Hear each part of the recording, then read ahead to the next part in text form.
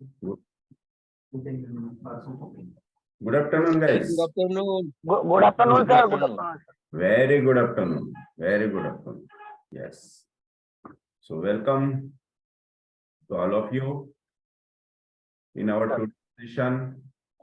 Today's session is of a very good case presentation. Case of cellulitis. So it is a acute fast syphilitic progressing disease, cellulitis. This patient have the chronic diseases also, syphilitic chronic diseases. So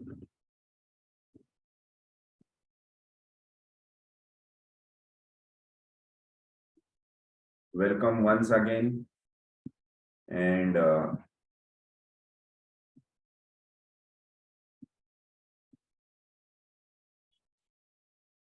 I will directly start the case.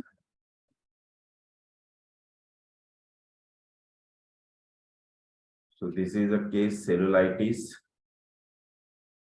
with leprosy and rheumatoid arthritis.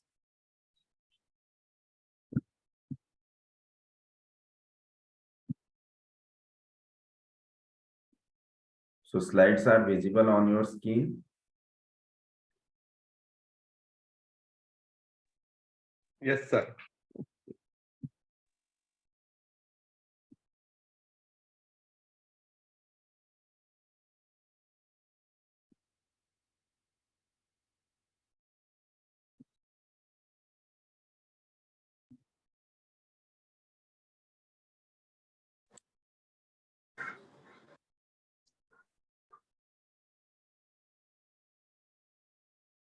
So this was 85 years male patient having cellulitis on his hand.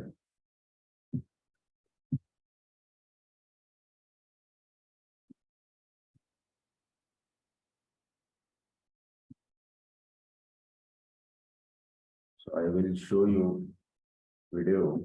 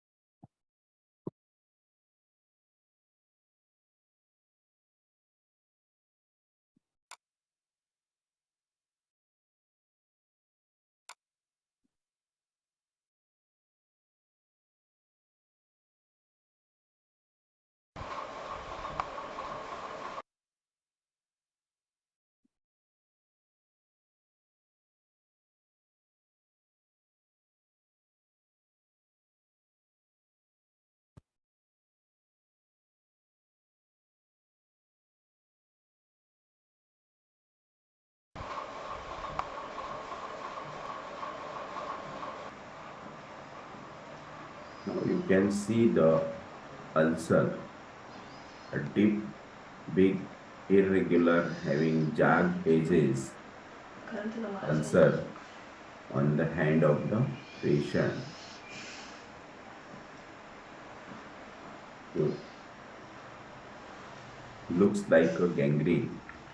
This is a deep hole and one tendon is protruding out. Yes, this is dead right tendon. जो टूट के बाहर आए हुआ है. small ulcer on another हे जे hand. बोट आहे की नाही हां याला असं काहीतरी जखम झाल्यासारखं थोडीशी सूज आली हां. त्याच्यानंतर हात सुजत इथपर्यंत लाल भडक झाला हां मग त्याच्यानंतर हा ताप आला तापात औषध दिले त्याच्यानंतर हा इथपर्यंत असा लाल भडक झाला होता मग त्याच्यानंतर इथे असं थोडस काळसर असं जांभळ्या रंगाचं असं वर आलं टेंगू आणि एक दिवस ते झोपेतच फुटलं अच्छा नाथाय पाहिजेत पस पण येतोय भरपूर So आप लोगों ने केस देखा.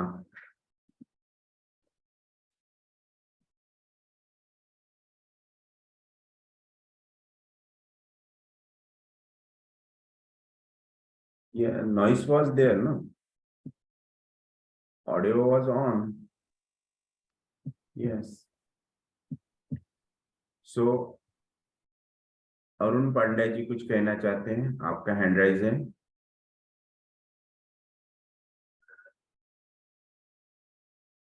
Yes, doctor Arun Pandya.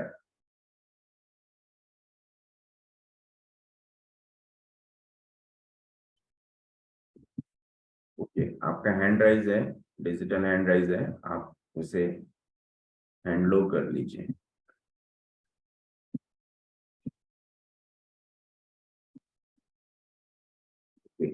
तो आपने क्या देखा?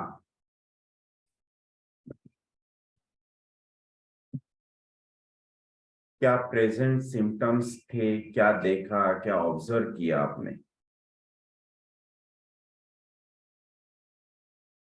फिर मैं आपको हिस्ट्री सुनाऊंगा. यस, बोलिए.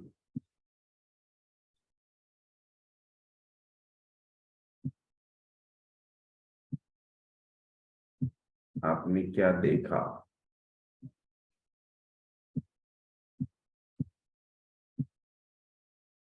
उसमें कुछ ऑब्जर्व किया क्या? क्या प्रेजेंटिंग सिम्टम्स थे? क्या किस टाइप का अल्सर था? क्या science?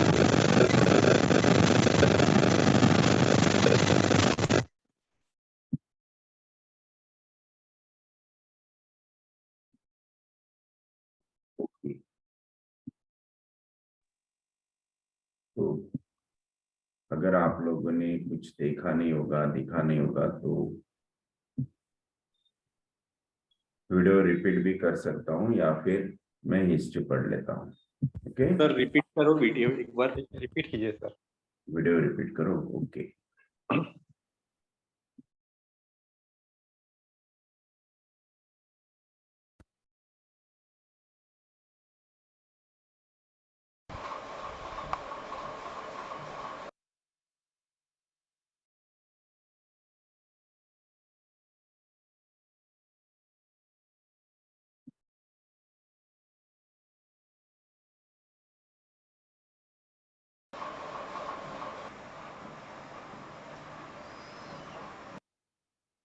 This is a deep ulcer. This is second ulcer. और यहाँ पे जो थंब है, थंब के और फर्स्ट इंडेक्स फिंगर के बीच में एक डीप होल है जिसमें से एक कटा हुआ टेंडन बाहर आया हुआ.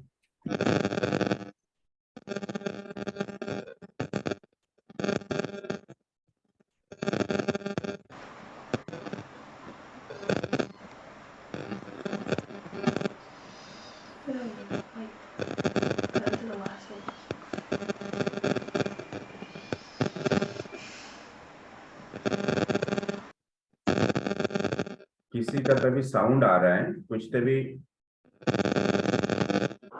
आपके पास, या फिर आपने दो जगह से लॉगिन किया है, या फिर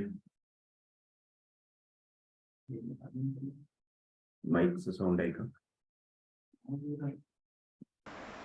बंद है, बंद है.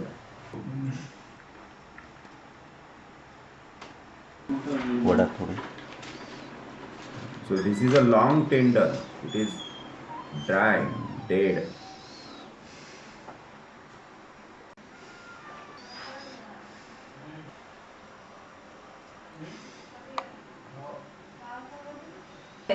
हे जे बोट आहे की नाही हा याला असं काहीतरी जखम झाल्यासारखं थोडीशी सूज आली. त्याच्यानंतर हात सुजत इथपर्यंत लाल भडक झाला. मग त्याच्यानंतर हा ताप आला. तापात औषध दिले. त्याच्यानंतर हा इथपर्यंत असा लाल भडक झाला होता. मग त्याच्यानंतर इथे स्टार्टिंग में क्या हुआ था वो हिस्ट्री बता रहे हैं कि शुरुआत में उनको बुखार आया, बुखार में उन्होंने कुछ एंटीबायोटिक्स लिए तो उसकी वजह से हैंड पूरा स्वेल हो गया, रेड हो गया, और रेड और स्वेल होने के बाद जो मिडल फिंगर है उसके ऊपर एक ऐसा बॉइल टाइप आया, जो बॉइल भी था और ऐसे मतलब जो बड़ा सा ऐसा वाटर फील्ड ऐसे ब्लैकिश कलर का कुछ तभी एप्सिस के जैसा दिख रहा था, वेसिकल्स के जैसा दिख रहा था, तो वो फूटा और उसके बाद वहां पे अल्सर फॉर्मेशन हुआ. असं थोडंसं काळसर असं जांभळ्या रंगाचं असं वर आलं टेंगू आणि एक दिवस ते झोपेतच फुटलं. अच्छा. तो जो स्टार्टिंग में उसकी कंडीशन थी कि पूरा हैंड टोटल इडेमेटस था, स्वेल था, रेड था, जिस और that condition was totally cellulitis. पस पण येतोय भाग. Yes, so this was the case.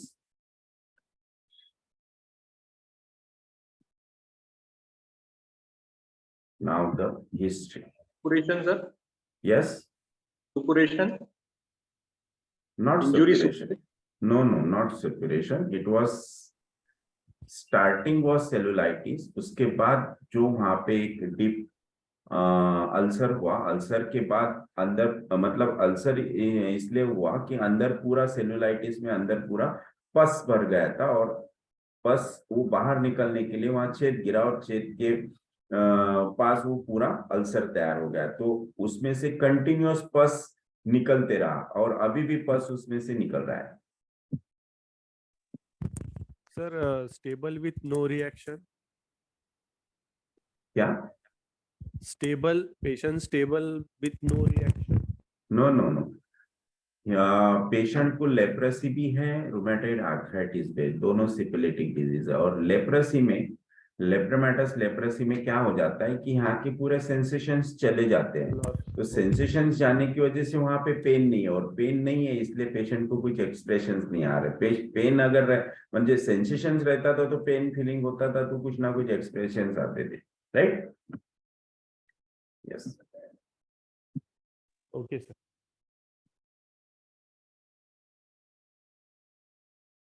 So what is cellulitis?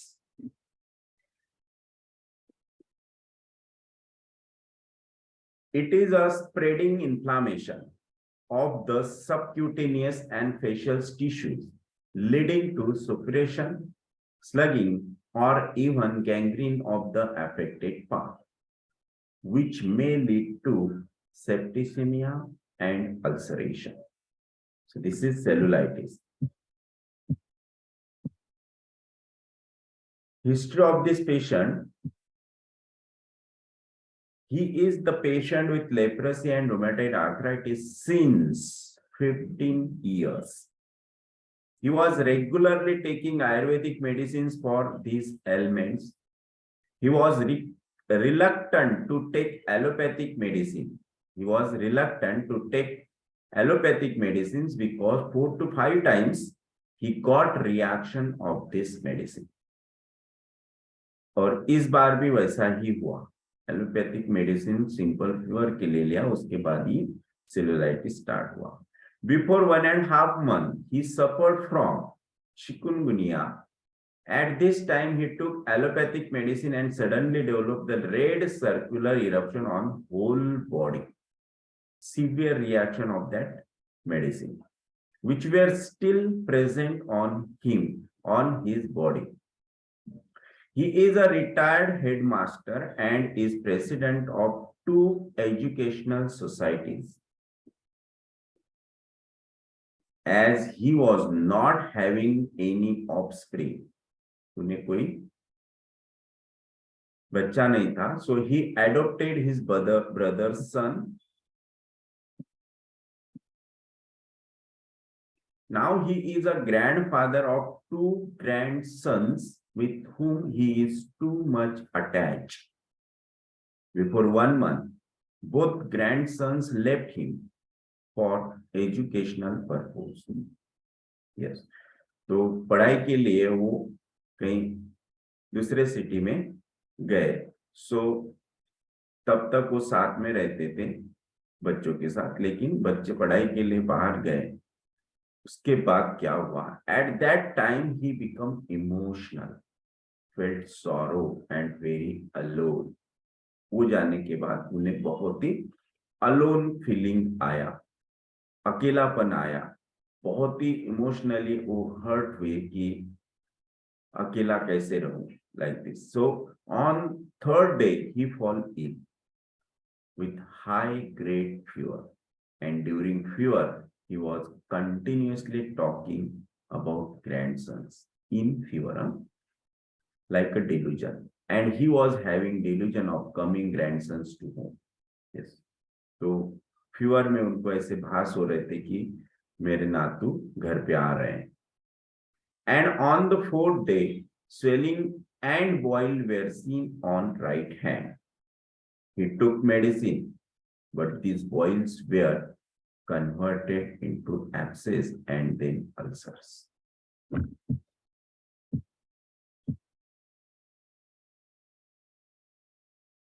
Chief complaint. Now, his chief complaints was deep, dirty, irregular jagged ulcer on right hand, deep hole at the base of thumb, and one ruptured ligament was protruding out of wound. Edematous swelling with foul smelling pus discharge from these ulcers, bleeding from ulcers, loss of sensation in the skin, weakness, pain and swelling on multiple joints. So these are the chief complaints.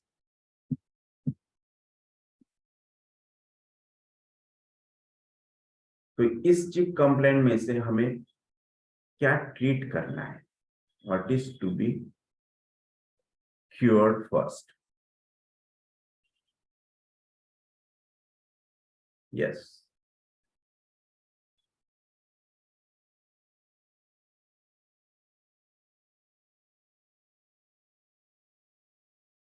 All complaints are syphilitic, but which complaint is more important to treat first? Painlessness of painful Ulcer. complaint. Hand ulcer sir. Ulcers. जी sir. Okay. और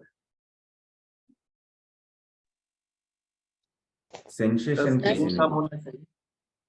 पहले sensation आना पड़ेगा. Pain should come first. Pain. Yes. Pain should come first.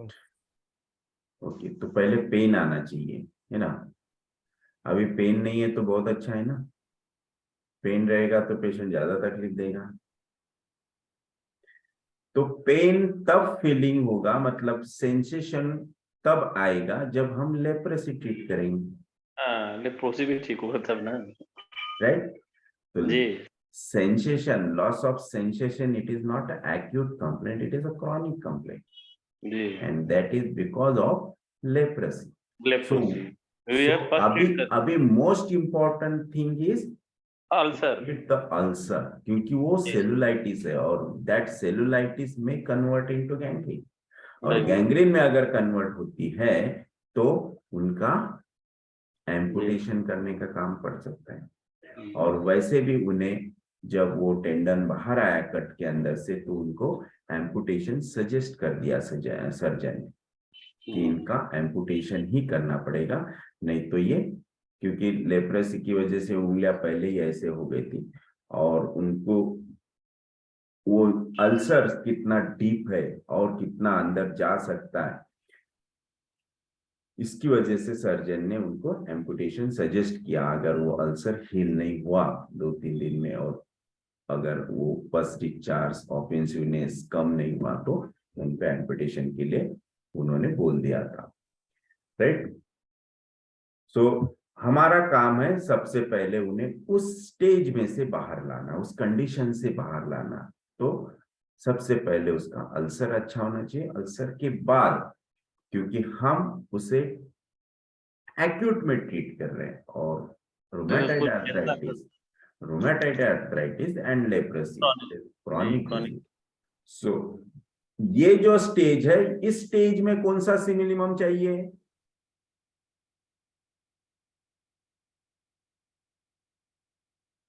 He wants dexamethasone, that is acute remedy, and in the language of Hahnemann, he wants non-antisoric remedy, right?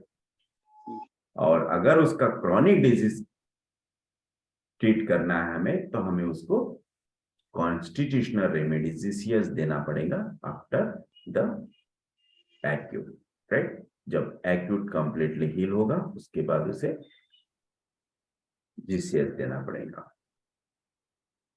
और doctor Hahnemann के language में non antipsoric remedy, right?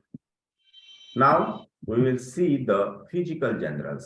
He was very chilly patient, thirsty, appetite complete loss, desire for milk, aversion for sweets, stool loose, urine frequent, sleep loss, perspiration normal.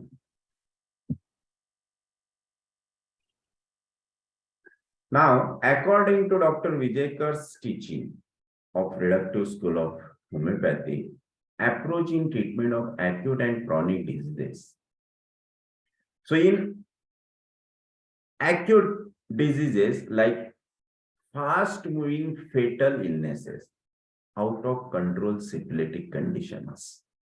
तो इसमें कौन से disease आते हैं? तो acute renal failure, tubercular meningitis, cerebral haemorrhage, fulminant hepatitis, acute appendicitis, trauma induced haemorrhage, falciparum malaria, dengue, aortic dissection, aortic aneurysm, cerebral infarct, anaphylactic shock, septicemia, cellulitis, gangrene, acute respiratory distress syndrome.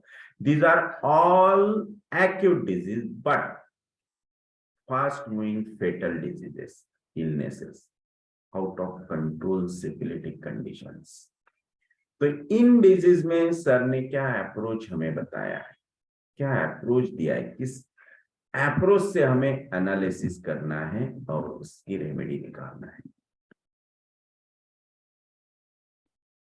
तो sir gives us 8 steps for analysis in fast moving fatal illnesses.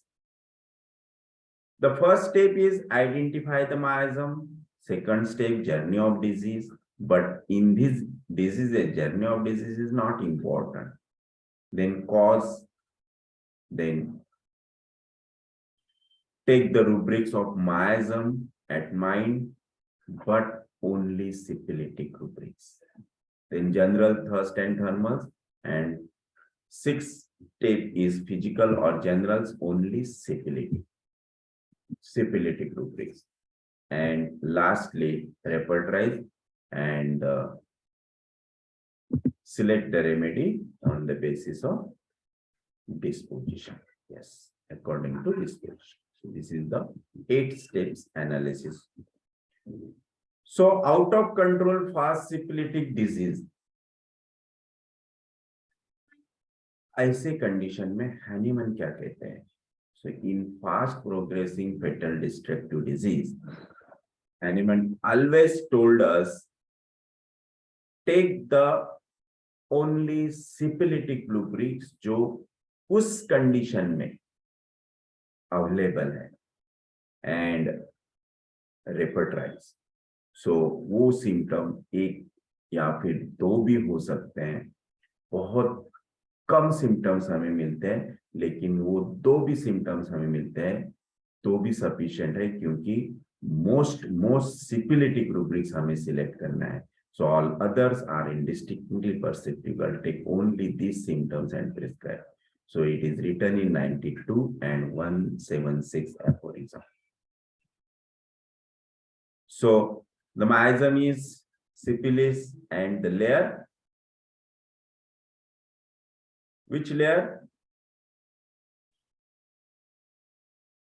Third layer, and third layer, third layer, sixth layer, and seventh अच्छा, layer. हाँ। Yes.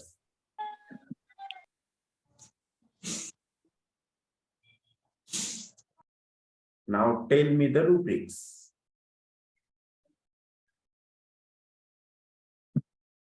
क्या rubric लेंगे आप?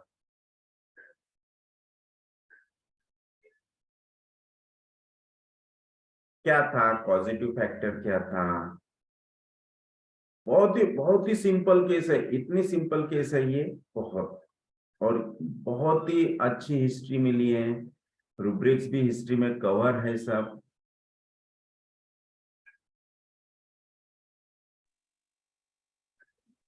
Delusion being left alone. Delusion being left alone. Okay. और second feeling, 4-second feeling. Yes, very nice. Flinging, delusion calling, वो call कर रहा था ना, डिल्यूशन कॉल। Yes, but वो हिस्ट्री में जो आपने देखा सुना, वो कब का बताया उन्होंने? जब वो फीवर में थे, और फीवर के बाद ये पेशेंट अपने पास आया नियर अबाउट 12 या 13 डे पे, तो वो कंडीशन चली गई थी। Now he has no delusion, any no, किसी टाइप का डिल्यूजन नहीं है अभी।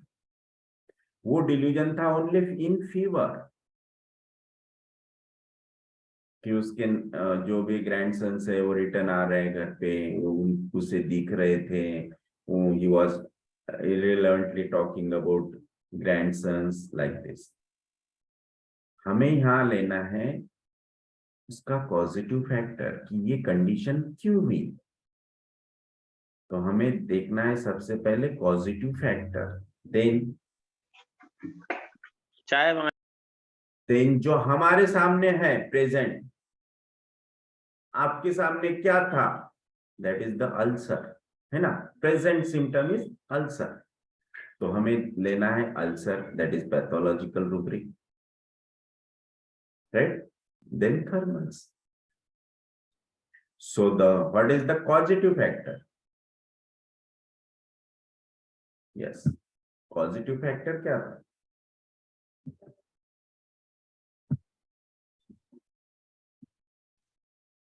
Abuse of allopathic medicament.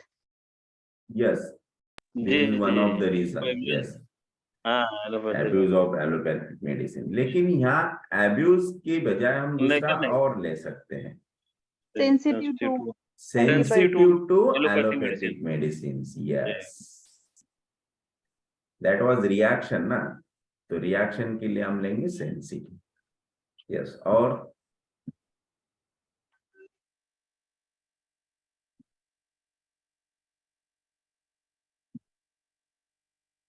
क्या लेंगे?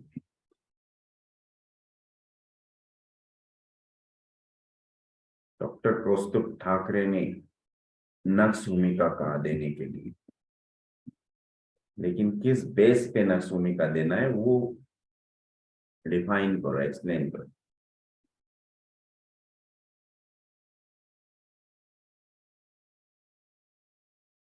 क्या हमने उसके हिस्ट्री में, उसके माइंड में इरिटेबिलिटी देखी, एंगर देखा? रिलैक्स है, शांत है, काम क्वाइट है। Yes,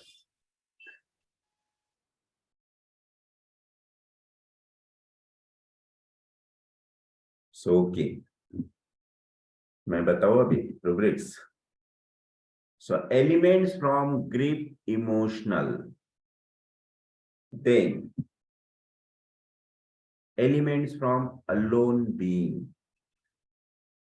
ulcer jag margins, sensitive to medicament, desire milk, chilly patient and thirsty. देखो कितने simple rubric.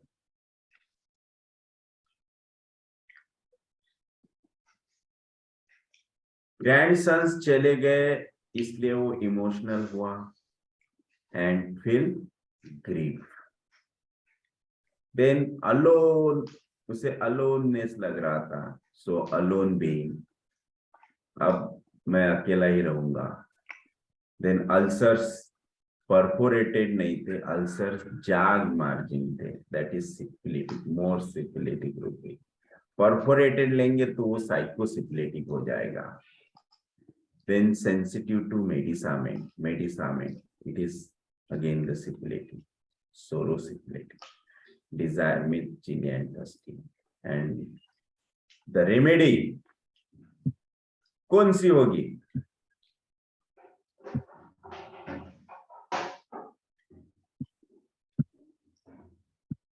Magnesium magnesium magnesium group magnesium group, Maxwell Maxwell, very nice. और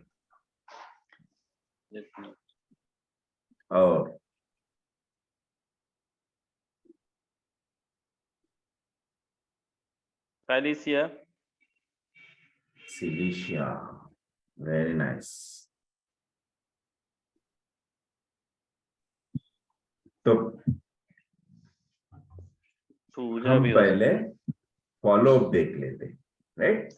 फिर देखेंगे मेडिसिन।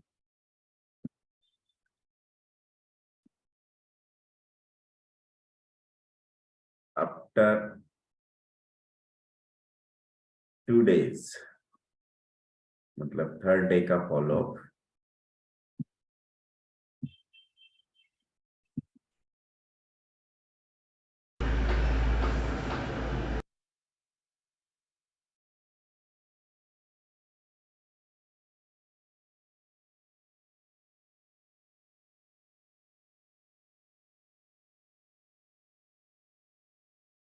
आपको क्या दिख रहा है स्क्रीन पे?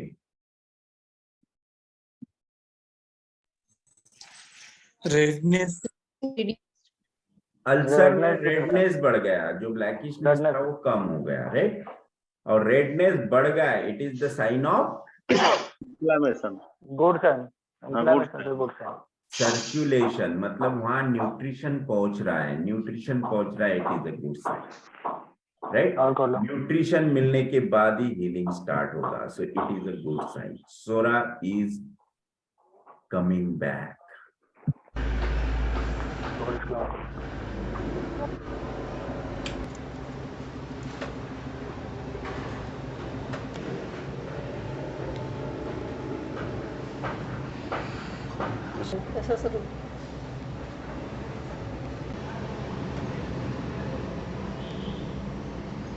आराम हो बाद कंडीशन है।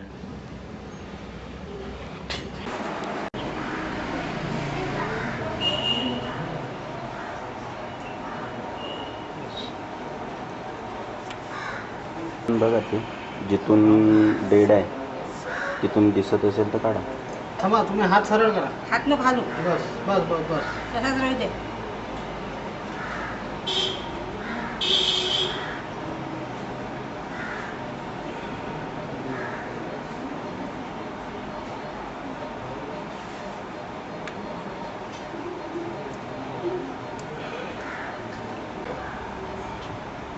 टाकून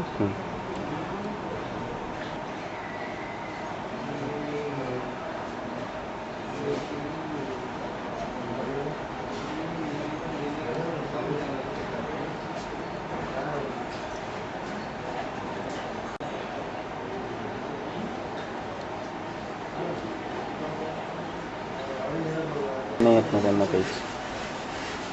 इसको पेन आपल्यावर पेन मला आतापर्यंत तो ओरडला असते सगळ्या गोष्टी।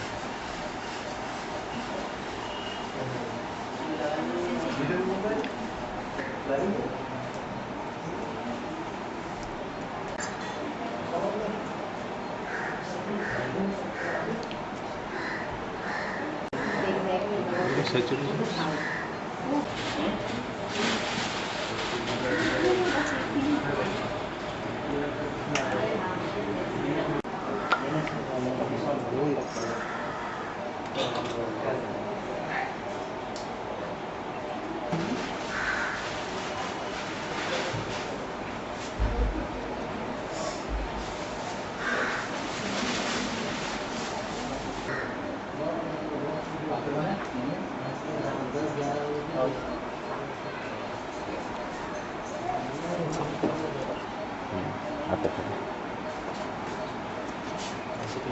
dressing with only normal saline sterile water.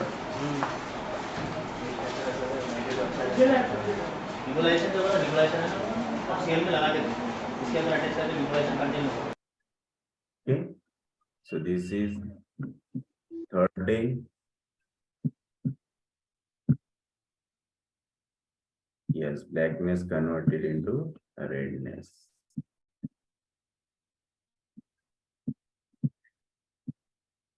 Then the second follow.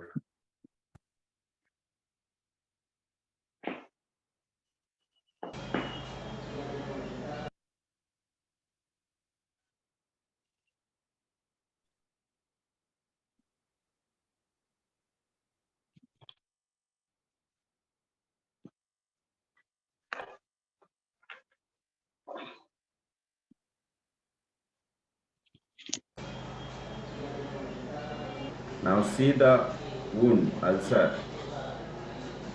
It may clean, red. इकडची उंटे ये हात पाय Green? हा नाही याच्यात काय हे heal हो सोकले गया. Yes. चांगलं यांना आणायचं का दवा? हो सोबतच यायचं ना. खूप चांगली आहे त्या दिवसपेक्षा जखम. घ्यायचं भांडं. हे बाटलीतलं नाही नाही मंगळवारी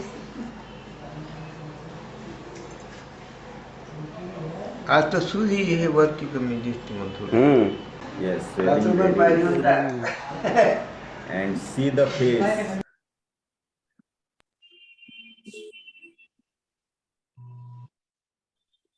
Psoric face. फेस में देखो क्या चेंज है ना? यस, एक्सप्रेशन कितना अच्छा दिख रहा है. यस.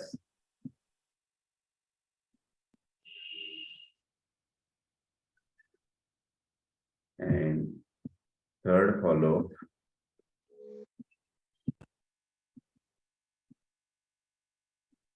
आम्हाला काय असं असे डॉक्टर साहेब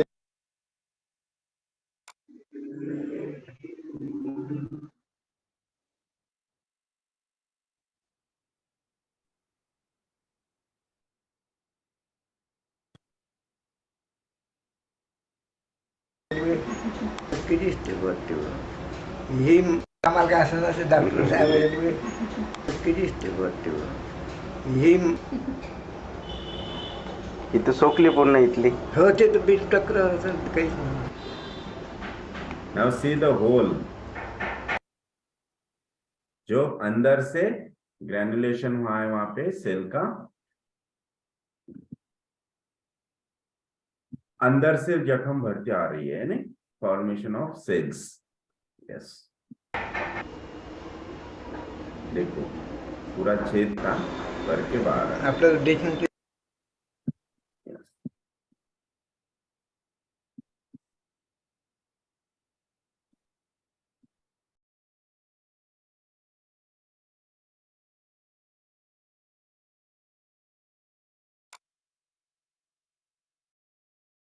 फोर्थ फॉलो.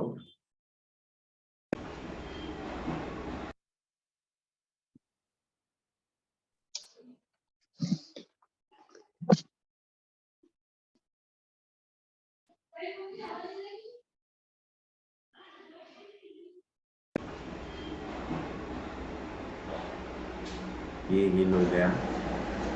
नाउ आधीपेक्षा कसं वाटतंय? आधीपेक्षा खूप बरं वाटतं. खूप बरं वाटतं घरातल्या घरात फिरतो फिरणं वगैरे. जेवण अर्धी पोळी वाढली पण एक होती आता दीड जाते. appetite increase, stamina increase, and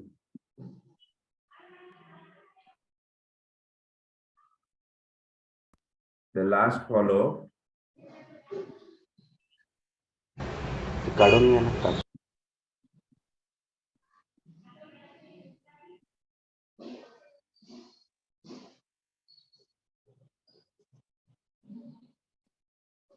See the last follow. काढून घ्या ना. देखो ये पूरा भर के बाहर आ गया, पूरा हिल अंदर से पूरा हिल हो गया. नाउ जो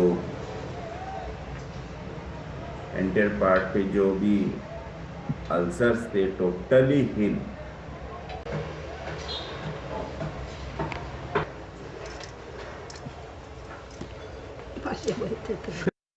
Yes, so this is the magic of single dose. जहां एम्पुटेशन बोला था, पेशेंट सिंगल डोज से अच्छा हो गया.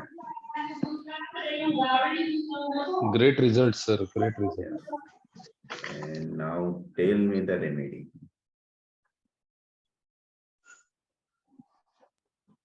The remedy was acid first. phosphoric acid, acid phos. Yes. So elements from alone being, elements from grief, sorrow, care, emotional, mental, factors. Then ulcer jagged margins with medicament, allopathic medicine oversensitive to, and drink milk desire. So acid phos covered this condition and cured him. So why acid phos cured him? Because acid phos covers the elements from grief, disappointment in love, anger, rejection, and mortification. Elements from separation from home, homesickness. Separation from home and homesickness. Please mute रखिए अपने आप को. Please request है कि mute करो. Okay दीदी आई हो क्या? इधर आओ, इधर आओ, इधर आओ. हमको क्या पता है इसका स्वभाव बताओ. Then mental debility first, later physical. जो हमने कल एक्यूट में एसिड फॉस पढ़ा, mental weakness followed by physical weakness. That is mental debility first, then physical. तो पहले उन्हें हर्ट हुआ, उसके बाद फीवर आया, फीवर के बाद बॉडी में अल्सर्स हुआ, सेलुलाइटिस हुआ, anger when oblique to answer, chronic fatigue syndrome. देखो कितना अच्छा, chronic fatigue syndrome. This is a pathological rubric of acid phos. Acid phos में क्रॉनिक फटीग सिंड्रोम होता है. तो इनको देखो, दोनों भी डिजीज कैसे हैं, क्रॉनिक फटीग की डिजीज है, जैसे कि leprosy and rheumatoid arthritis. Then formation of abscess and ulcers after fever suppress. Directly rubric है, formation of abscess and ulcers after fever suppress. Part become black, senile gangrene, old age gangrene. Senile gangrene, old age gangrene के लिए acid phos is the best remedy. Desire for juice, fruit, cold drinks, lemonades and milk, chili patient. This is acid phos. देखो कितना perfect similimum, कितना perfect similimum कि pathology भी cover हो रहा है, मेंटल्स भी कवर हो रहे हैं, फिजिकल्स भी कवर हो रहे हैं. This is the perfect simillimum. Yes. Hello. Yes sir, rubric जो लिए आप, एलिमेंट फ्रॉम ग्रीफ, तो ये सिम्प्लिटिक रूब्रिक है, साइकोटिक रूब्रिक है ना sir? No, it is a sycotic rubric, it is not a syphilitic rubric. But जो positive factor वहां पे स्ट्रॉन्ग था वो हमने कवर किया. उसके बाद हमने सिपिलिटिक रूब्रिक्स भी लिए, राइट? तो सर जो जहाँ पे जो साइकोटिक भी कुछ वहां पे था, जैसे कि इडिमा था, स्वेलिंग था, वो भी उससे कवर हुआ, पस था, लाइक दिस. तो जो अगर पॉजिटिव फैक्टर अगर प्रॉम्प्ट है, प्रॉम्प्टली दिख रहा है, कवर हो रहा है, तो लेने में कोई हरकत नहीं. जो फास्ट सिफिलिटिक केस है, डेंजरस सिफिलिटिक केस, तो वहां पे तो सर का जो है उसमें तो केवल सिफिलिटिक रूब्रिक उठाना रहता है ना? जो 100%, यस यू आर करेक्ट, 100%. लेकिन आप देखो, अगर कोई साइकोटिक रूब्रिक मतलब साइकोटिक पॉजिटिव फैक्टर के बाद अगर सिफिलिटिक कंडीशन आती है, समझ में आपको, कि ग्रिप के बाद पेशेंट को फीवर आया और fever converted into syphilis, that is the cellulitis. तो ऐसे कंडीशन में हम इस टाइप का रूब्रिक कंसिडर कर सकते हैं। दैट इज ओनली तो पॉजिटिव। सर अगर हम लोगों को अगर आप हम इस कंडीशन जी में जी तो सर हम इस कंडीशन में अगर आप साइकोटिक डिस्पोजिशन लेंगे तो वो नहीं चलेगा। Positive factor you can consider. Sir जो हम लोग देखते हैं, जैसे आपसे मैंने लिया था वो किस फिंगर में कौन सी कारण होता है, तो उनको जो है जो मिडिल फिंगर है उसके रूट पे अल्सर आया है, फिर साइड के फिंगर पे आया है। तो अल्सर का कारण तो जनरली हम लोग एंगर देखते हैं ना, कि एंगर से ही अल्सर आएगा, डिस्ट्रक्शन आएगा। तो यहाँ पे हम लोगों ने तो एंगर नहीं लिया, यहाँ फॉरसेकन या ग्रीप है, ये इससे अल्सर पैदा कैसे, इसकी वजह से अल्सर कैसे पैदा होगा? वेरी नाइस, ग्रीप से वेरी नाइस कैसे अल्सर क्वेश्चन, बनेगा? Very nice question, right. तो देखो, सबसे पहले क्या हुआ, पेशेंट को फीवर आया। फीवर क्यों आया? Because of grip, because of grip की अब फीलिंग आया, अलोननेस आया, फीलिंग। देन पेशेंट को ऐसा लगा कि अब सब चले गए तो मैं अकेला रहूंगा, राइट। हम अकेले कैसे रहना, मुझे इतने दो बड़ी बड़ी बीमारियां, अकेले मैं कैसे रह सकता हूँ, और इतना अटैच ग्रैंडसन से। तो अल्टीमेटली जब ग्रैंडसन्स बच्चे घर से जाते हैं तो बहुत गुस्सा होता है कि दुख होता है? दुख होगा, दुख होगा, राइट। और वो दुख की रिएक्शन क्या थी, मतलब बॉडी ने क्या रिएक्ट किया उस दुख पे, उस ग्रिप पे, दैट इज फीवर। और फीवर के बाद फास्ट कन्वर्ट हुआ सेलुलाइटिस में। सेलुलाइटिस कंडीशन कैसी थी? First inflammation, then swelling, edema, then pus formation, right. मतलब देखो डिजीज जर्नी कैसे स्टार्ट हो गई। सोरा कन्वर्ट हुआ, फास्ट से कन्वर्ट हुआ साइकोसिस, साइकोसिस से कन्वर्ट हुआ सिफिलिस, और जो भी प्रोसेस हुई फास्ट हुई। मतलब जो ग्रिप था, ग्रिप के बाद फास्ट वहां पे आया सिफिलिटिक, इसीलिए हमने उसमें सिफिलिटिक रूब्रिक भी उसमें डाले हैं, that is the pathological rubric ulcers के, राइट। और दूसरा कि सेकंड फिंगर पे है, हाँ सेकंड फिंगर पे है और अल्सर हुए तो वो एंगर है, लेकिन अल्सर्स के पहले जो कंडीशंस हुए वो कंडीशन उसने कवर कर लिए और रूब्रिक ने।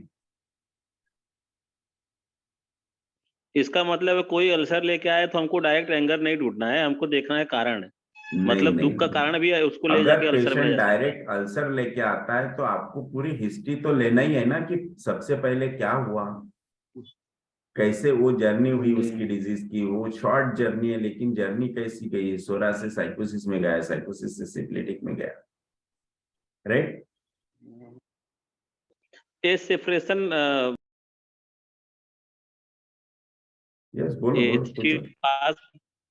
एसिड फास्ट के केस में सर आपने लिया सेपरेशन फ्रॉम, मतलब फैमिली में सेपरेशन हुआ तो इसकी वजह से आया जो है। तो ये अपने मैंने रेपर्टाइजेशन में नहीं लिया है, मैंने आपको एसिड फॉस कवर करता है, एसिड फॉस का वो रूब्रिक है ये बताया। अच्छा अच्छा, ये कहाँ है रूब्रिक सर, ये कहाँ मिलेगा? मटरा मेडिका में देखो आप, 2-3 मटरा मेडिका, अलेंस, देन पाठक और मर्फी में दिया हो सर, मर्फी में भी है, यस राइट, मर्फी में भी है, पाठक में भी दिया है, एलेंस की नोट में भी है, क्लार्क में भी है, यस क्लार्क में भी है, क्लार्क में भी पढ़ा है।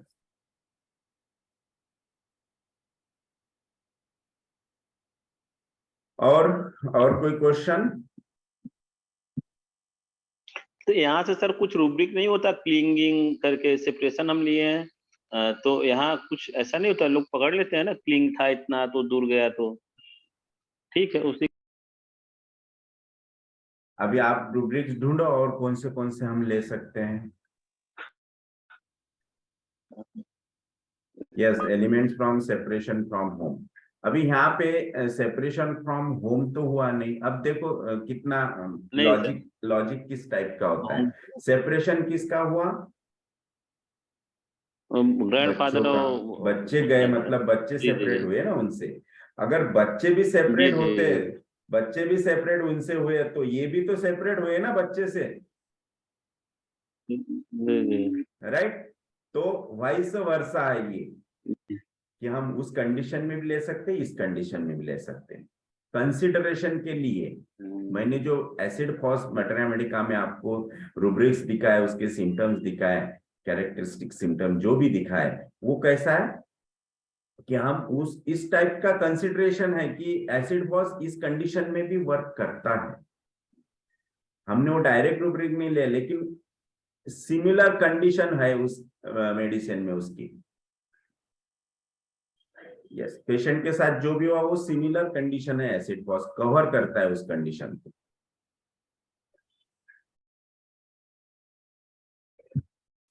ओके, और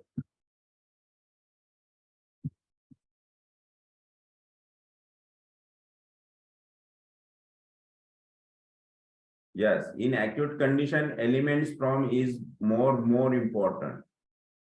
Elements from देखना ही चाहिए in acute condition. Causative factor must है।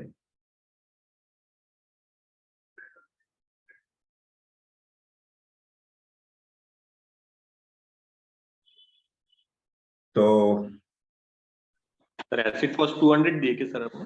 Acid phos 200 single dose. और जब एसिड फॉस से देखो, acid phos it is acute remedy, antipsoric remedy है, एक्यूट रेमेडी है। और एसिड फॉस ने जब पूरे अल्सर हील हुए, वो यहाँ का भी अल्सर, डीप अल्सर हील हुआ, पेशेंट के मूवमेंट्स बहुत ही नॉर्मल और इजीली होने लग गए। उसके बाद मैंने एसिड फॉस रिपीट नहीं किया, लेकिन आफ्टर 2-3 मंथ्स पेशेंट के फिंगर्स में सेंसेशन आना शुरू हो गया, स्किन में सेंसेशन आना शुरू हो गया। तो क्या होता था, पेशेंट लेप्रेसी का होने की वजह से पेशेंट अगर कुछ भी मतलब रात में कुछ घिस गया, कुछ ज्यादा स्क्रैचिंग हो गया, तो वहां पे अल्सर्स होते थे, वुंड होती थी, उनके बाद अल्सरेशन होता था, पस फॉर्मेशन होता था। ये रूटीन था उस पेशेंट का बाद में, क्योंकि सेंसेशन नहीं है तो कहीं भी चलते चलते हाथ घिस जाता था, लग जाता था, वुंड हो जाती थी, स्क्रैचेस आते थे, वो फिर इन्फेक्टेड होता था और वापस वही कंडीशन। तो पेशेंट को एसिड फॉस एक डोज दिया और 2.5-3 महीने बाद पेशेंट को स्किन में सेंसेशन आना शुरू हो गया। सेंसेशन आने के बाद जो उंगलियां पेशेंट की ऐसी थी, वो धीरे धीरे सीधे होने लगी। लेकिन ये इतना होने के बाद वहां पे रिकवरी स्टॉप हो गई। उसके बाद क्योंकि ये एक्यूट रेमेडी थी और मुझे पता था कि इसको जीसीएस देना पड़ेगा बाद में, फिर मैंने उनकी वापस पूरी रिकेस टेकिंग किया। रिकेस टेकिंग करके उनके कुछ सिम्टम्स लिया, उनका जीसीएस निकाला, तो पेशेंट का जीसीएस सल्फर निकला। और सल्फर के बाद पेशेंट में काफी इंप्रूवमेंट होगी, काफी, मतलब उसके बाद पेशेंट और 6-7 साल पेशेंट की लाइफ बढ़ गई, पेशेंट जिंदा रहा, और उसके बाद उनकी डेथ हो गई। तो पेशेंट के जॉइंट पेन्स टोटली चले गए थे, और हाँ, हैंड के स्किन में सेंसेशन आ गए थे। देन उनके जो ये आईलिड्स थे, ये ड्रूपिंग थे, ऐसे ऐसे हो जाते थे पूरे। तो ये इनमें स्ट्रेंथ आ गई थी, और वो आंखें उनकी नॉर्मल दिखने लग गई थी। लेप्रेसी के पेशेंट देखो आप, मोस्टली ये ऐसा हो जाता है।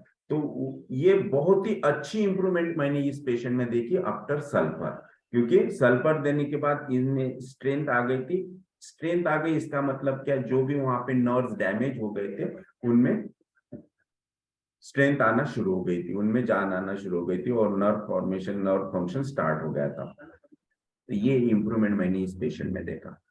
और लास्ट में पेशेंट मतलब 6.5-7 साल बाद उनकी डेथ हो गई, नेचुरल डेथ।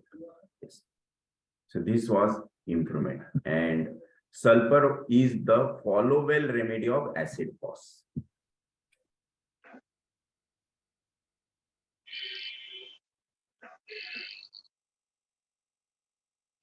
Yes, तो ये जिसने क्वेश्चन किया, देवांग शाह सर, आप प्लीज आपका वीडियो ऑन कीजिए। Yes sir. हाँ सर, पूछिए आप। सर ये जीसीएस सर कैसे फाइंड करने का, उसके ऊपर अगर आप कुछ केसेस देखो, अभी ये इसी केस से हम जाते हैं। ये एक्यूट केस थी, राइट? एक्यूट केस क्योर हो गई एसिड फॉस से। लेकिन एसिड फॉस उनके क्रॉनिक में वर्क नहीं करेगा, तो हमें वहां पे जीसीएस ढूंढना ही है और जीसीएस देना ही पड़ेगा। राइट। तो जब जीसीएस देने का काम पड़ा, क्योंकि 3 महीने एसिड फॉस ने बहुत अच्छा वर्क किया, क्योंकि 3 महीने में उनके हाथ पे वापस क्रैचेस की वजह से कुछ इन्फेक्टेड वुंड हुए थे और वापस वो ऑटोमेटिकली हील हो गए। तब तक मैं समझ गया कि एसिड फॉस वर्किंग में है, इसलिए मैंने कुछ नहीं किया, वेट एंड वॉच। लेकिन उनको बोला था कि आपकी लेप्रेसी और जॉइंट पेन जो रूमेटॉइड आर्थराइटिस में, इसकी भी ट्रीटमेंट करूंगा। तो बोले ठीक है, मुझे कोई प्रॉब्लम नहीं। फिर वो रेगुलरली मंथली मेरे पास आते थे। तो आफ्टर 3 मंथ्स मैंने देखा कि अभी ये स्टॉप हो गया है, अभी रिकवरी नहीं हो रही। उन्होंने बोला कि अभी मुझे मतलब ऐसा पहले जितना फ्रेशनेस लग रहा था उतना नहीं लग रहा है बोले। तो मैंने बोला ठीक है। फिर उस वक्त मैंने रिकेस टेक किया उनका, और पूरा उनके बचपने से लेके तो उस एज तक के पूरे characteristic symptoms, mental, mind, physical, general पूरा कंसिडर करके उनका जीसीएस निकाला। तो वो रेमेडी आई सल्फर, सिंगल रेमेडी आई थी। फिर मैं सल्फर और एसिड फॉस के रिलेशनशिप में गया, तो मुझे दिखा कि sulphur is a follower remedy of acid FOSS in chronic condition. फिर मैंने उनको सल्फर दिया, और वो पूरे सोशल पर्सन थे, उनके 2 एजुकेशनल संस्था थी, ही वॉज हेडमास्टर, और कितने सारे चैरिटीज वो करते थे, और बहुत ही लोकेशियस पर्सन, हेल्पिंग पर्सन थे। बहुत अच्छा, क्योंकि उन्होंने देखो एडॉप्ट किए थे बच्चे, पूरी प्रॉपर्टी उनके भाई के लड़के को दिया, लाइक दिस। तो इस तरह से मतलब उनमें सल्फर की इतने सारे मुझे सिम्टम्स दिखे, और सल्फर का उनका जो भी जीसीएस मैंने देखा, उनका पूरा कैरेक्टर्स देखा, वो मैच कर रहा था सल्फर को।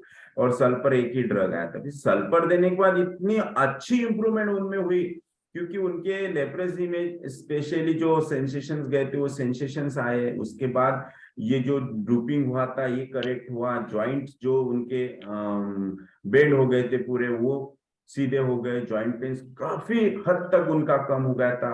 उनको कॉन्स्टिपेशन जो क्रॉनिक का था वो रिलीव्ड हो गया था कंप्लीटली। तो बहुत अच्छी इंप्रूवमेंट उनने सल्फर में की। यस, तो अगर ऐसी कंडीशन आती है तो हमें मतलब जब हमें पता चलता है कि एक्यूट रेमेडी ने वर्क करना छोड़ दिया, तो पट से उसे जीसीएस दे दो आप। सर वो जीसीएस कैसे फाइंड करने का, अगर ऐसे कुछ हम केसेस देखें जहां पे आपने क्रॉनिक केसेस में जीसीएस फाइंड करके दिया है, तो हम और भी मतलब सीख सकते हैं। यस, जीसीएस के लिए मैंने पूरे केस टेकिंग लिया था। 15 दिन हमारी केस टेकिंग चली थी, वो उसमें पूरा जीसीएस के लिए ही था वो। आप शायद उस वक्त नहीं थे। नहीं सर, मुझे सर एक्चुअली आपका नाम डॉक्टर अतुल महाजन ने रिकमेंड किया था। अभी रिसेंटली मेरी उनसे मुलाकात हुई थी, और मेरे को उनके केसेस देखे थोड़ा ऐसे लगा कि मुझे ये अप्रोच भी सीखना चाहिए, तो उन्होंने आपका रिकमेंड किया था, तो मैं ज्वाइन हुआ हूँ। तो सर अगर उसका कुछ मिल सकता है तो आई वुड बिल्कुल, जरूर मिलेगा, जरूर मिलेगा। उसके वीडियोस है वो आएंगे यूट्यूब पे। ठीक है सर, वो आपने फॉलो करना उसे, राइट? यस सर, क्योंकि आपके केसेस भी काफी सर इंस्पायरिंग है। वो लास्ट बच्ची का भी केस था, that one also, it is really inspiring to see that this can happen. Thank you. Yes, और भी आगे बहुत से केसेस आएंगे जिसमें आपको जीसीएस कैसे निकालना पता चल जाएगा। ठीक है सर, मैं और भी केसेस दिखाने वाला हूँ, बहुत से केसेस हैं, उसमें आपको 100% और श्योरली सीखने को मिलेगा। आप वैसे कहाँ पे प्रैक्टिस करते हैं डॉक्टर शाह? सर मैं बेसिकली बॉम्बे में अंधेरी में करता हूँ, जो अपना शंकरन सर का इंस्टीट्यूट है, दी अदर सॉन्ग जी, तो वहां पे मैं कंसल्टेंट हूँ। अच्छा। तो मैं काफी सारे अप्रोचेस से मैं एक्सपोज हुआ हूँ, because many teachers come there. Yes, I have seen what are the limitations and advantages of each system. Yes. तो उस कारण मुझे अभी ये सिस्टम जो था मुझे रह गया था। मैंने एक्चुअली SCPH भी किया है, पर उस टाइम पे मैंने उसके ऊपर इतना जोर नहीं दिया था। पर जैसे जैसे मेरे पास पैथोलॉजिकल केसेस आने लगे हैं, तो I find a little difficulty in treating them, so I want to learn this. And आप कौन सी भी सिस्टम फॉलो करो, लिमिटेशंस है, क्योंकि अभी हम भी ये फॉलो कर रहे हैं, प्रोडक्टिव होम्योपैथी फॉलो कर रहे हैं, लेकिन कुछ केसेस ऐसे हैं जो सॉल्व नहीं हुए, इसलिए फिर मैंने अभी जो मेन डॉक्टर हैनीमन की टीचिंग है उसकी स्टडी स्टार्ट की, और उसके ऊपर भी मैं सेशंस ले, हम आगे उसके ऊपर भी सेशंस लेने वाले हैं। वो बहुत ही अच्छा प्रोग्राम वो बनने वाला है, और उसमें से आप लोगों को बहुत कुछ सीखने को मिलेगा, क्योंकि मैं जो सीख रहा हूँ इतना एक्सलेंट है और इतने ऐसे आई ओपनिंग है कि हमें लगता है कि अरे यार ये केस ये इस वे से इजीली सॉल्व हो जाती थी। इतने अच्छे अप्रोच डॉक्टर हैनीमन ने दिए हैं। तो हम बहुत ही जल्द वो एक प्रोग्राम शुरू करने वाले हैं, तो सभी लोग उसमें आएंगे, पार्टिसिपेट करेंगे, क्योंकि वो शो ऐसा रहेगा, ओपन शो रहेगा, आप लोगों को भी उसमें पार्टिसिपेट करना है। आप लोगों के बिगैर वो शो हो ही नहीं सकेगा, क्योंकि आप लोग जब उसमें इन्वॉल्व होंगे, उस शो में इंटरप्रेट करेंगे, तभी वो शो आगे बढ़ेगा। तो बहुत अच्छा शो वो बनने वाला है। वो सेशंस बहुत ही अच्छे रहेंगे। 1 और 2 आवर्स का हम प्लान कर रहे हैं, देखते हैं अभी वो 1-2 उसके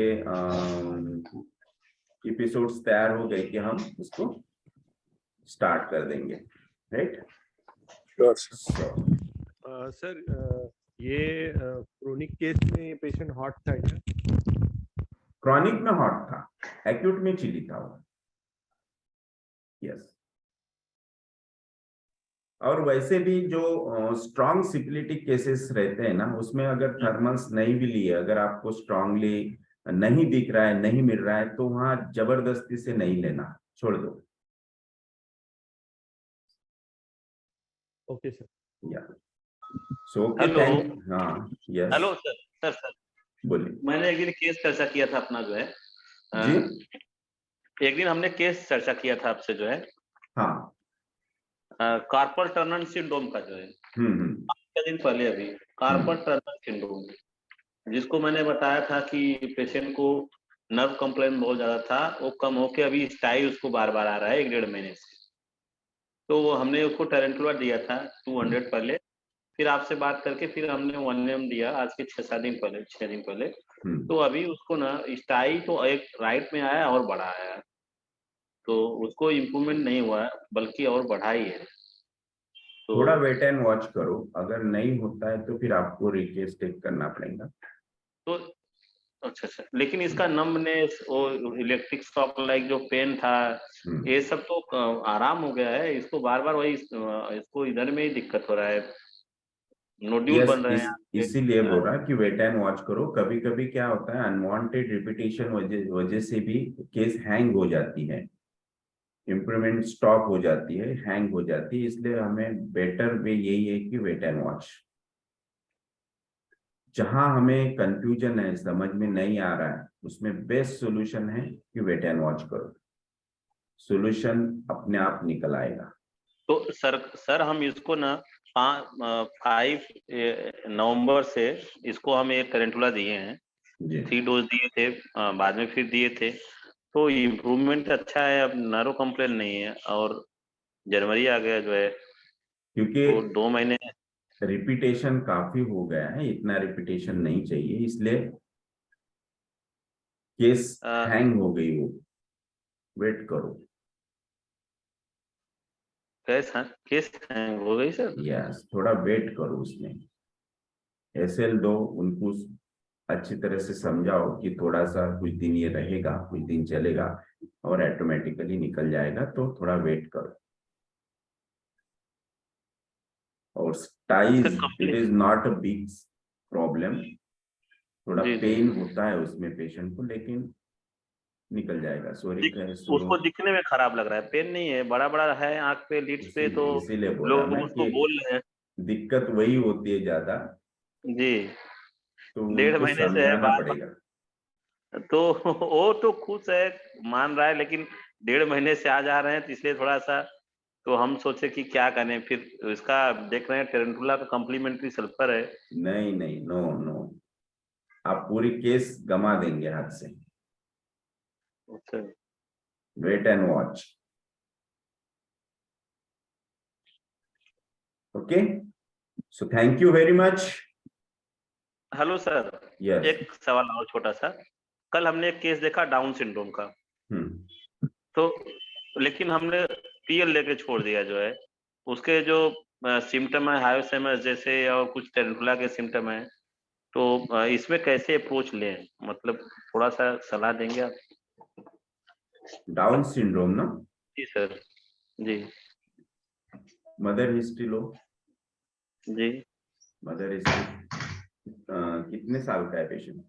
3 साल का। मदर्स हिस्ट्री इंपॉर्टेंट है और मदर हिस्ट्री से उनके पॉजिटिव फैक्टर्स फाइंड आउट करो, देन बच्चे में क्या प्रोमिनेंट दिख रहा है वो देखो और प्रिस्क्राइब करो। सबसे पहले है कि mother history, pregnancy history first day से लेकर तो कंप्लीट 9 मंथ की हिस्ट्री। तो सर ये जेनेटिक है ना, तो इसका मतलब है कब का पहले 4 मंथ का जो दिक्कत है उसमें होगा problem sir? Complete history 9 month की, कब क्या क्या हुआ सब देखना पड़ेगा। प्रेगनेंसी के पहले भी कुछ प्रॉब्लम थी क्या वो भी कंसिडर करो। हाँ, उसका हस्बैंड दारू बहुत पीता है, मारझाड़ा करता है। वो देखो सिपिलिटिक पॉजिटिव फैक्टर्स क्या है, साइकोसिपिलिटिक पॉजिटिव फैक्टर्स क्या है वो देखो। यस यस खारदेव जी बोलिए। सर एक पूछना था, ये कोलाइडल गॉइटर के पेशेंट अभी बहुत आ रहे हैं, तो उसका इमोशनल पैथोलॉजी क्या है sir exactly? Anger suppress, emotion suppress, ingoing Anger conflict, yes ingoing. Okay okay okay, thank you. Okay, hello sir ji, good evening. Good evening sir ji, अभी जो जैसे एक्यूट केसेस में या सर जी क्रोनिक केसेस में भी अगर, हेलो हाँ बोलो। दोनों केस में जैसे सर जी अभी फॉस्फोरस है, फॉस्फोरस की जो ड्यूरेशन है मेडिसिन की तो 40 डेज की जैसे बताई, जैसे हमारी मेडिसिन की हर एक का जो टाइम ड्यूरेशन है 40 डेज 35 डेज ऐसा, जैसा फॉस्फोरस का 40 दिन बताए। तो जैसे सर हम जीसीएस भी देते हैं तब हमको कभी कभी पेशेंट भी बोलते कि इसकी एक्शन नहीं हो रही, जनरल पैरामीटर देख रहे तब भी नहीं, ऐसे बोलते। तो हमको वो मेडिसिन के एक्शन क्या 40 जैसा जैसे बुक्स में दिया है तब तक हमको रुकना पड़ेगा क्या, क्या मेडिसिन चेंज करना पड़ेगा? एक क्वेश्चन। और दूसरा, जैसा अभी जैसा बोले आपने कि वो केस हैंग हो गई, कभी कभी हम लोग ऐसा करते कि जब पेशेंट को आराम नहीं है तब 5-6 दिन देखते हैं, वेट एंड वॉच, फिर मेडिसिन चेंज होते हैं एक्यूट में वगैरह, जैसे हमारे प्रॉब्लम के मेडिसिन चेंज करते हैं सर जी। तो अगर हमने बार बार जैसे एक ही केस के एक ही कंप्लेंट के लिए 4-5 बार अगर मेडिसिन चेंज होती है 3 से ज्यादा बार, तो फिर वो केस हम हैंग हुए ऐसा समझने क्या सर जी? फिर हम एसएल देके उसको वो थोड़ा बताए तो कैसा राजू। हाँ सर, आपने जहां से भी पढ़ा वो रॉन्ग पढ़ा है, आप हैनीमन की बुक पढ़ो, ओके। और अनवांटेड रिपीटेशन की वजह से वो केस हैंग हुई, मैंने बोला। उसके बाद वो क्रॉनिक केस थी, एक्यूट का उसमें कोई सवाल ही नहीं था, राइट। और अगर आपको 4 बार मेडिसिन चेंज करना पड़ रहा है, बार बार रिपीट करना पड़ रहा है, इसका मतलब आपका सिमिलिमम परफेक्ट नहीं है, आप कहीं पे भी रॉन्ग हो रहे हैं, राइट। कोई भी उठा के बुक पढ़ना नहीं। बहुत से बुक्स ऐसे हैं होम्योपैथी के, मटेरिया मेडिका के, कि जो बहुत ही रॉन्गली मिसगाइड करते हैं। इसीलिए जो सही बुक है, जो मेन ऑथर है, उसके ही पढ़ो।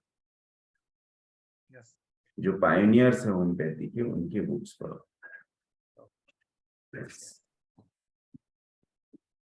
Thank you sir. Yes, thank you very much. So now we will conclude. Yes. Thank you, sir. Thank you very much. Thank you, sir. Yes, Thank you. Good day, good night. Thank Yes.